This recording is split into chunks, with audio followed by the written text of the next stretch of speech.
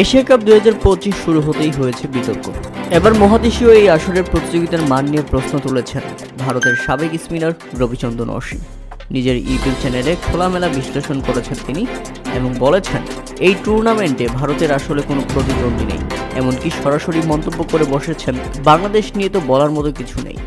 Asia cup মহাদেশীয় এই আসরে সর্বোচ্চ 8বার চ্যাম্পিয়ন হয়েছে ভারত। এশিয়ার শ্রেষ্ঠত্বের টুর্নামেন্ট বরাবরই অধিপত্য দেখায় তারা। এবারও তারাই শিরোপার অন্যতম দাবিদার। তবে রবিচন্দ্র অশ্বিন যা বলেছেন তাতে মনে হচ্ছে এখনই শিরোপাটা তাদের হাতে তুলে দেওয়া উচিত কোনো ম্যাচ না খেলে। পাকিস্তান শ্রীলঙ্কা এশিয়া কাপে একাধিকবার শিরোপা জিতেছে, বাংলাদেশের ফাইনাল খেলার অভিজ্ঞতাও আছে। তারপরেও বাংলাদেশের মতো দলকে গুনায় ধরতে রাজি নন রবিচন্দ্রন অশ্বিন। আমরা তো এমনি বাংলাদেশকে নিয়ে কথাই বলি না, কারণ তাদেরকে নিয়ে বলার কিছু নেই। এই দলগুলো ভারতের সঙ্গে লড়বে কিভাবে, জিতবে কিভাবে।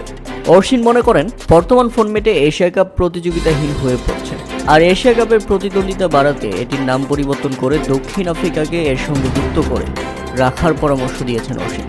তিনি বলেন এশিয়ান ক্রিকেট কাউন্সিল দক্ষিণ আফ্রিকাকে এখানে অন্তর্ভুক্ত করতে পারে এবং এই টুর্নামেন্টের প্রতিযোগিতা বাড়াতে পারে।